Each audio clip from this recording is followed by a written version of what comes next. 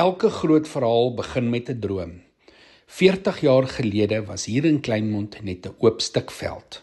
Maar in die harte van 'n groep mense uit die NG Kerk Kleinmond het 'n visiepos gevat om 'n plek te skep waar mense hulle herfsjare met veiligheid, sorg en waardigheid kan beleef. Met min hulpbronne, maar 'n oorvloed geloof, volharding en 'n gemeenskap wat saamgestaan het, het hierdie droom jaar na jaar gestalte gekry.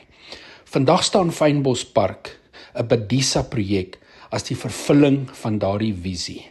Hierdie projek is skuldvry en vanaf onafhanklike woonhuise tot die nuwe dienssentrum vir inwoners wat assisted living en hoë sorg benodig, kan hier gekry word. Fynbos is meer as net 'n versorgingsoord. Dis die verhaal van 'n gemeenskap wat besluit het om na sy mense om te sien, 'n nalatenskap wat omgee, wat nog geslagte lank sal voortleef.